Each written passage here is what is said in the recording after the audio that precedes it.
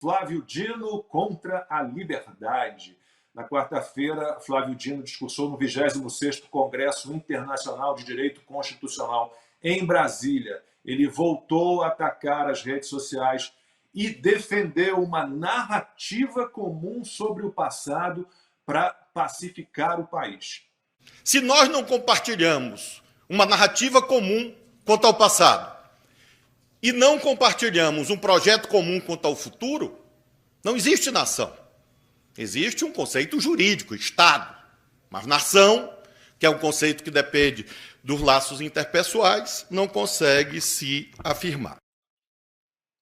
Onde eu já vi isso?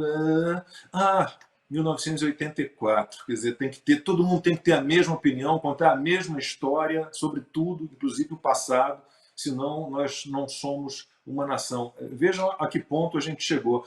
E o Flávio Dino afirmou também nesse congresso aí que as redes sociais são um desafio à democracia. Ele disse que o ódio está na moda e dá lucro para as big techs.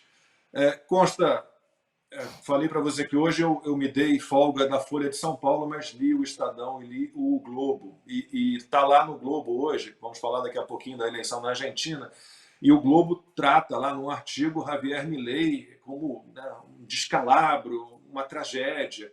E tem um trecho que eu separei desse artigo que diz o seguinte: antes de depositar o voto na urna, os argentinos deveriam lembrar o que aconteceu no Brasil entre 2019 e 2022.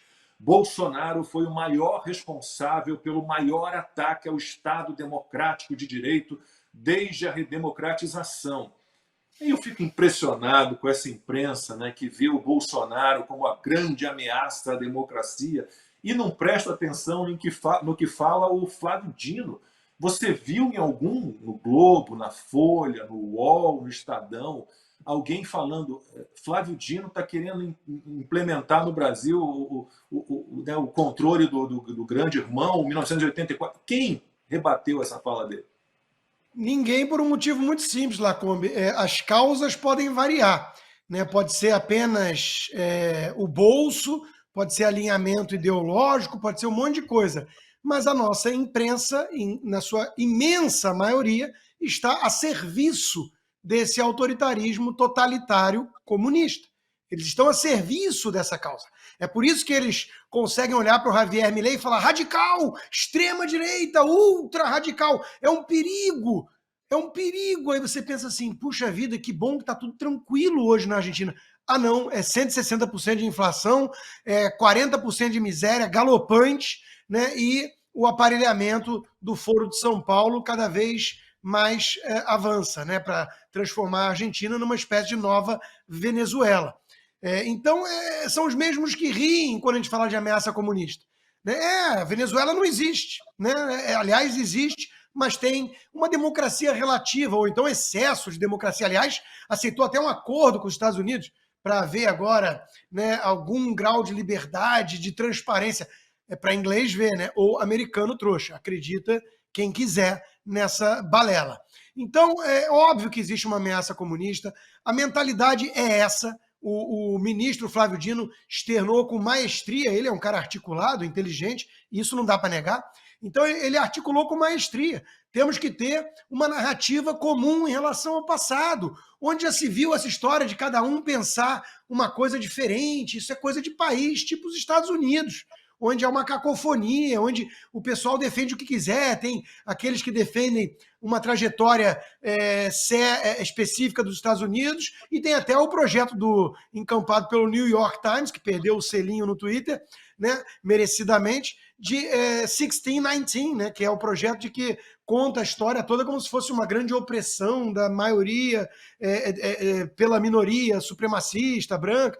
Então, é típico de mentalidade totalitária querer que todo mundo concorde com ele e pense igual. E quem não pensar igual, claro, precisa ir para um campo de reeducação. Tem uns cursinhos sobre democracia que nem o STF está querendo impor aos golpistas do 8 de janeiro. Né? Então, precisa aprender com o ministro Barroso, quem sabe com a ajuda de um poder transcendente, de um João de Deus, ou de um inocente, que nem o Cesare Battisti, ou de um grande filósofo político, como o imitador de focas, aquele que pede bis, né? E, de repente, vamos colocar todo mundo ali na sala para nos dar aula, alguém como eu, que precisa, né, desse conhecimento vindo do Felipe Neto, para aprender um pouquinho sobre democracia. Porque, afinal de contas, somos todos golpistas, onde já se viu questionar o processo eleitoral brasileiro. Isso é coisa de golpista, né? Onde já se viu criticar, atacar ministros do Supremo. Isso é coisa de golpista. Então, a mentalidade está aí. O Flávio Dino está colocando linha por linha como é que tem que ser. Todo mundo tem que concordar com o passado, que o PT conta, para ter um futuro comum, apontando para a Venezuela, de preferência. E o ministro Alexandre de Moraes na mesma toada, dizendo, olha, tem que passar um projeto de lei regulando as redes sociais, senão no vácuo do legislativo, os ministros supremos vão ter que dar mais uma canetada.